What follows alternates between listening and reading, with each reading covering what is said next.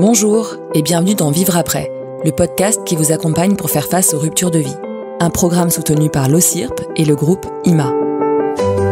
Je m'appelle Sarah Dumont, je suis journaliste et accompagnée d'experts, nous allons parler sans tabou du deuil, d'accidents, de longues maladies et de leur impact sur nos vies personnelles et professionnelles. Bonjour Catherine Delaveau. Bonjour. Vous êtes psychologue praticienne et vous travaillez notamment pour Dialogue et Solidarité, qui est une association de soutien pour les personnes qui ont perdu un conjoint. Alors tout d'abord, je voulais vous demander pourquoi vous vous étiez spécialisée sur ce sujet. Je me suis spécialisée sur ce sujet, d'une part, parce que personnellement, j'ai été touchée par le deuil assez tôt dans ma vie. Et aussi, j'ai été touchée par, on peut dire, des deuils indirects, c'est-à-dire des deuils des personnes proches de moi qui m'ont élevée. Donc j'ai vécu dans une ambiance où les morts et la relation aux morts étaient très présentes.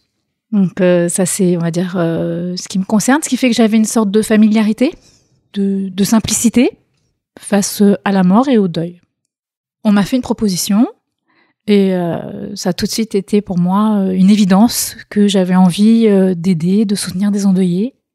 Et j'y trouve, depuis que je suis auprès d'endeuillés, que je les accompagne, beaucoup de satisfaction parce que je suis proche des sujets essentiels de l'existence, parce que les personnes que j'écoute, que je reçois, pensent avec beaucoup d'émotion, sont souvent très émues et donc ils ont une forme de regard sur la vie, je dirais très vivante, intelligente, parce que non distanciée, moins intellectualisée, plus vivant, voilà. Donc je me sens bien avec eux.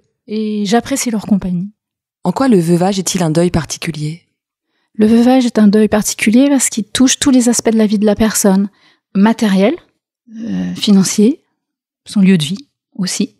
Les relations familiales, la vie familiale avec les enfants, mais la vie familiale aussi avec les autres personnes, comme la belle famille. C'est-à-dire que le sens de la vie va changer aussi. Et l'identité de la personne, l'identité psychologique. C'est-à-dire, un conjoint, c'est une personne sur laquelle on s'appuie pour vivre, qu'on a choisi en général pour ça, pour ses qualités, on veut dire, les qualités qu'on lui trouve, qui vont nous aider dans l'existence. Et quand on perd cette personne, au niveau de son vécu intérieur, c'est comme une forme d'amputation. Donc au niveau de son identité, de qui on est, il va y avoir aussi beaucoup de changements. Et au niveau du quotidien, c'est ça qui est extrêmement fort, tout va nous rappeler la personne décédée, aimée. Les moindres choses, du moment où on se couche au moment où on se réveille, à la moindre seconde. C'est vraiment un deuil du quotidien. Et ça, c'est une souffrance épuisante, éreintante, qui ne s'arrête pas. La relation avec les amis va être en général très changée, très bouleversée. Les gens font des choix, en fait. Il y a des amis qui vont rester, et il y a beaucoup d'amis qui ne vont pas rester parce qu'ils vont faire le choix de ne plus les voir. Parce que la réponse qui va être donnée par les amis, par l'entourage en général, va énormément compter pour l'endeuillé. Et il y a beaucoup de maladresse, beaucoup d'incompréhension.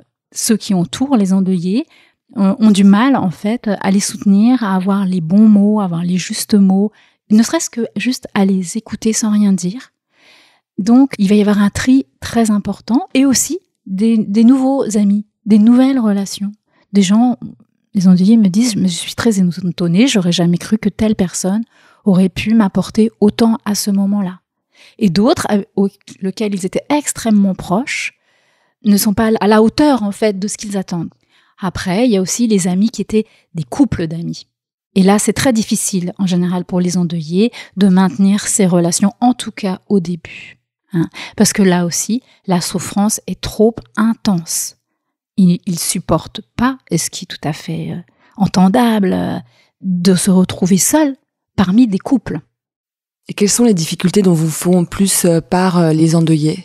Alors les endeuillés, quand ils viennent nous voir, c'est souvent dans des états de grande souffrance, bien sûr, mais aussi de grande insécurité.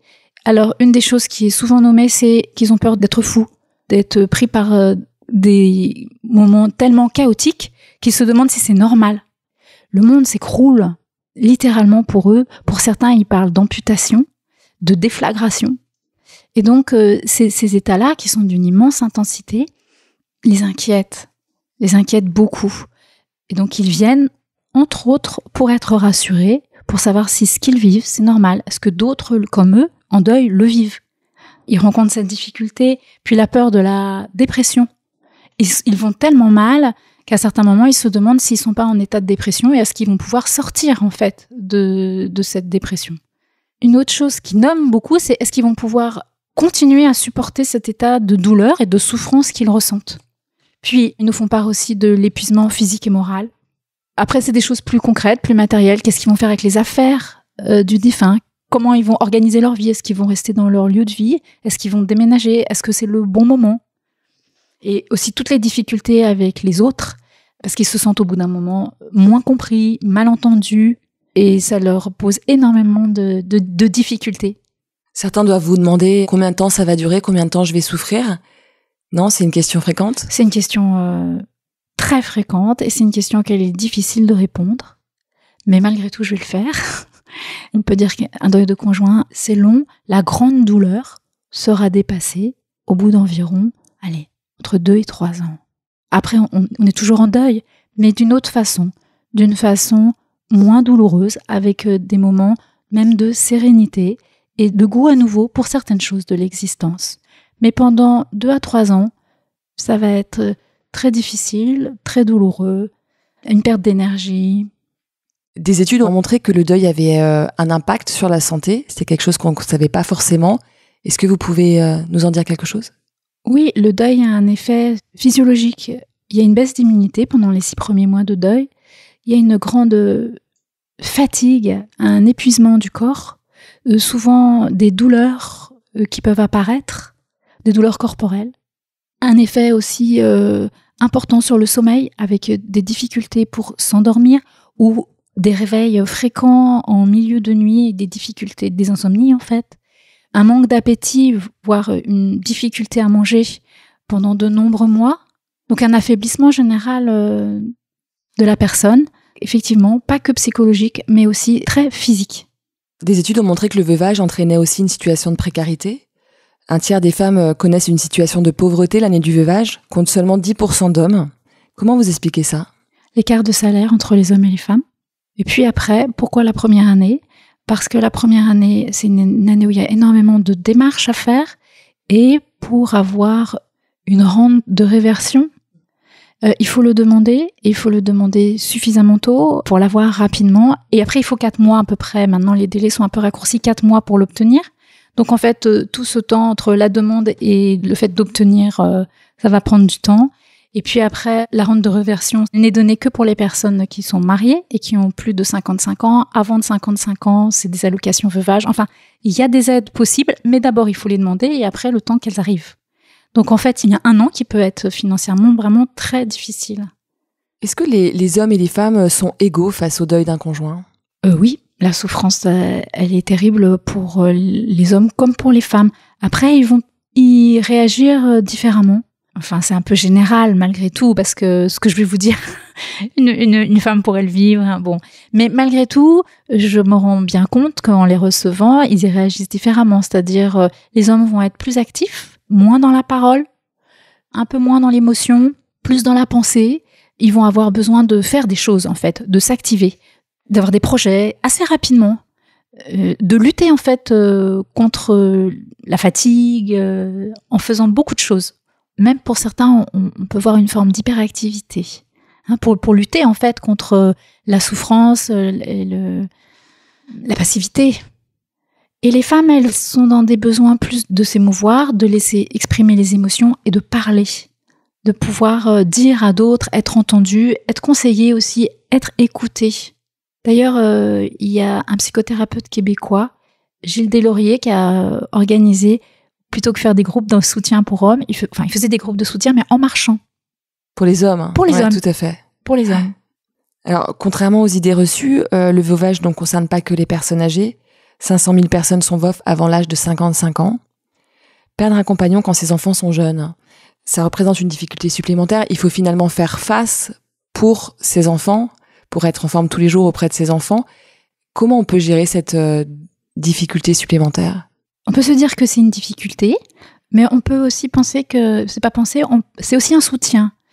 parce qu'il y a des choses à faire. Il faut tenir pour d'autres, il faut tenir pour ses enfants. Donc en fait, c'est quelque chose qui vous tient aussi corporellement, qui vous oblige en fait.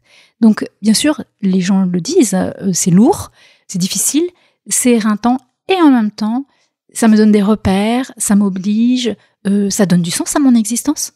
Je sais pourquoi je me lève le matin, donc ce n'est pas qu'une difficulté. Même si ça comporte beaucoup de questions supplémentaires. Si je meurs, que deviennent mes enfants? Ils deviennent orphelins des 2 parents. Qui va s'occuper d'eux? Qu'est-ce que je mets en place pour que certaines personnes s'occupent d'eux? À qui vais-je le demander?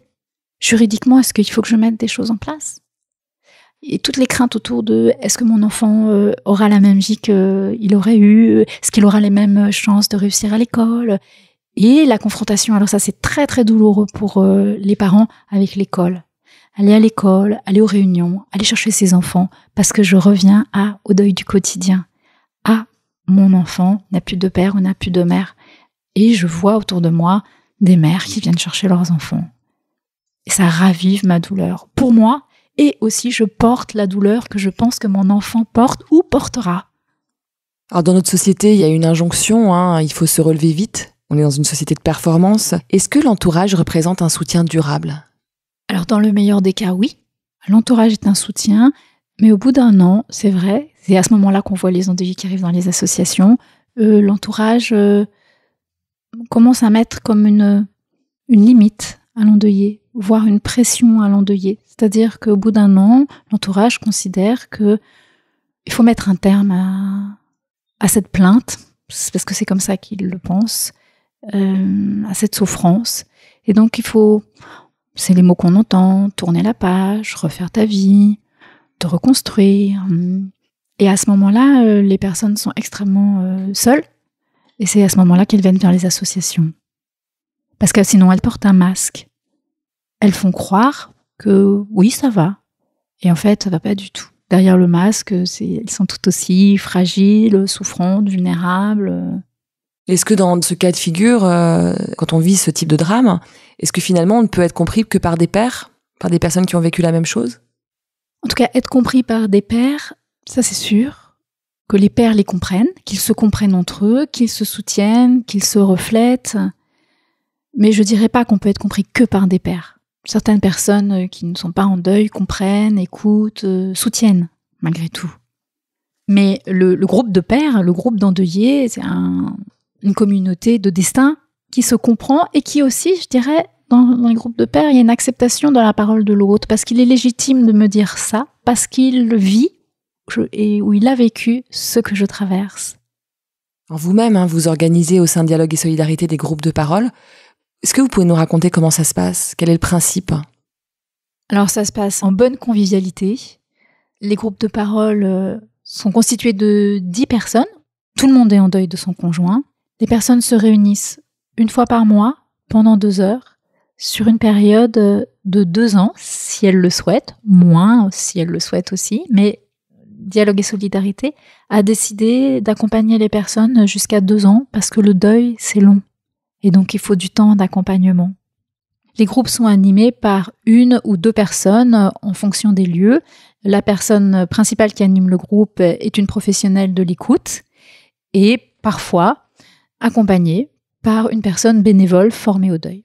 Les personnes dans les groupes vont trouver beaucoup de réassurance parce qu'elles vont se rendre compte qu'elles ne sont pas seules à souffrir, mais que d'autres souffrent, que chacun a son rythme, que d'être dans un début de deuil ou au bout de quelques mois, voire après avoir dépassé les 1 an, on ne souffre pas de la même façon, que le processus de deuil, c'est une réalité et il existe.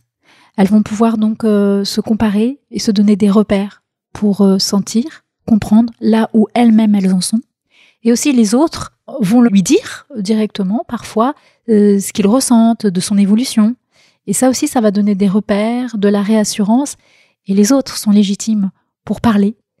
C'est acceptable qu'un autre endeuillé vous dise un certain nombre de choses, qu'une personne non endeuillée, si elle se permettait de vous le dire, vous auriez beaucoup de mal à supporter. Le fait aussi que les groupes aient lieu tous les mois, pendant le processus de deuil, ça va mettre comme des lumières dans le tunnel, ou on peut dire des bouées sur une mer chaotique. Donc ça aussi, c'est réassurant. Et bien sûr, les endeuillés eux-mêmes, entre eux, s'aident, s'entraident dans le groupe, mais aussi en dehors du groupe. Ils peuvent créer des groupes WhatsApp où ils vont pouvoir s'appeler régulièrement, passer du temps ensemble, passer des bons moments. En général, ils appellent ça l'after. Après chaque groupe, ils se retrouvent pour ceux qui le souhaitent. Ils mangent ensemble, des fois même avant. Et puis parfois même, ils passent des week-ends ensemble, des vacances ensemble. Ils s'entraident, faire de la pâture chez quelqu'un, faire un déménagement, faire un barbecue, aller à un pique-nique. Ce sont des personnes qui viennent de toute la France ? Il y a 15 sites Dialogue et Solidarité en France, 2 sur Paris. Donc c'est des groupes locaux. C'est des groupes locaux, voilà, c'est ça. Et Dialogue crée un groupe en visio depuis le confinement pour des personnes qui ne peuvent pas se déplacer ou pour qui aucune association, aucun soutien n'existe dans leur région. Y compris à l'international ? Pour ce groupe en visio, oui, c'est possible. Alors, l'injonction, elle peut être aussi contraire dans notre société, c'est tu ne dois pas refaire ta vie trop vite, sinon c'est que tu n'as pas assez aimé ton conjoint. Est-ce que ça, vous pouvez l'observer ? Non, je ne l'observe pas. À ce niveau-là, ce que j'observe, c'est que les personnes qui retrouvent un compagnon ou même ont des relations sexuelles ou avec un ou plusieurs partenaires, enfin, qui sentimentalement, ils ont à nouveau du désir pour un autre, pour quelqu'un. Alors, ils se sentent pas forcément à l'aise avec ça. Mais c'est pas forcément l'entourage qui vient leur signaler, parce que l'entourage, il est tellement démuni, inquiet ou fatigué que il est content que l'endeuillé aille mieux, en fait. Et si ça passe par un nouveau compagnon, une histoire d'amour, c'est très bien, en fait. Mais dans les groupes, par exemple, les personnes qui ont à nouveau une histoire d'amour, elles m'appellent avant le groupe pour me dire est-ce que vous pensez que je peux en parler ? Est-ce que je peux encore venir au groupe ou pas ? Est-ce que je dois partir ? Parce qu'elles craignent en fait la réaction des autres. Elles craignent de leur faire du mal et d'être mal jugées, effectivement. Et souvent, les personnes partent. Alors, pas parce qu'elles sont mal jugées dans le groupe, parce qu'en général, les gens du groupe sont plutôt contents. C'est souvent confrontant pour eux de se rendre compte que eux, ils n'ont pas du tout envie ou ils n'aimeraient pas du tout ou c'est pas du tout le moment. Mais c'est pas tellement que... C'est l'endeuillé lui-même qui ne vient plus au groupe.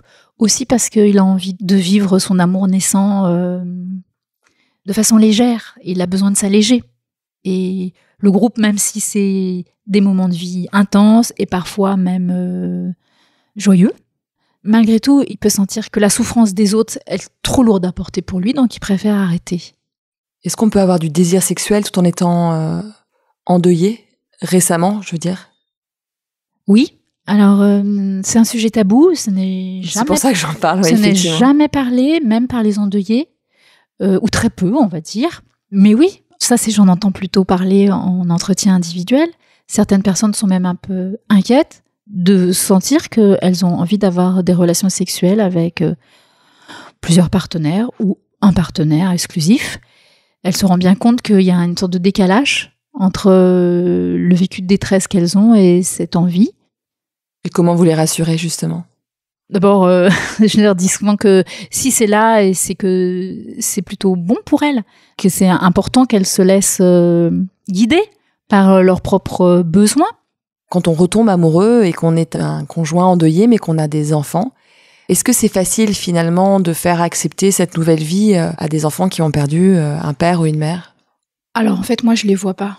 J'accompagne pas des endeuillés qui sont 5 ans, 10 ans après le deuil. J'accompagne des personnes qui sont endeuillées en moyenne jusqu'à 3 ans.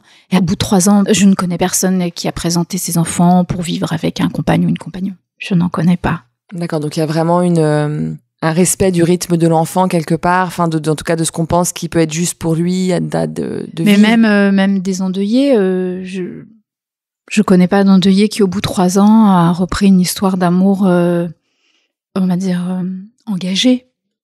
En tout cas engagée dans une famille avec ses enfants. Quels sont les livres qui peuvent faire du bien à des personnes qui ont perdu un compagnon de vie ? Alors, Vive le deuil au jour le jour de Christophe Fauré, parce que là, vous avez un accompagnement très explicatif de ce qu'est le deuil, du processus de deuil, de comment vous pouvez prendre soin de vous pendant le deuil. Sans réponse aux questions sur le deuil et le chagrin de Nadine Boteach. Là, c'est vraiment, si vous vous posez des questions spécifiques, elle répond à des questions de différentes personnes. Donc, vous pouvez vraiment puiser dans le livre comme ça, aller directement à une question, une interrogation que vous vous posez. En plus, c'est un petit livre très facile à mettre dans la poche, à avoir tout le temps sur soi. J'ai réussi à rester en vie de Joyce Carol Oates. Là, c'est vraiment une écrivaine. Donc, vous allez rentrer dans un deuil particulier qui est le sien. Y a-t-il une citation que vous avez envie de partager avec les auditeurs ? Oui, une citation de Victor Hugo qui nous dit que nous portons nos morts en nous, qui nous accompagnent tout le temps et que nous ne sommes pas seuls. Cette citation est la suivante. « Tu n'es plus là où tu étais, mais tu es partout là où je suis. » Si ce podcast vous a plu, n'hésitez pas à en parler autour de vous et à consulter plus d'informations sur vivreaprès.fr, le site qui aide à faire face aux ruptures de vie.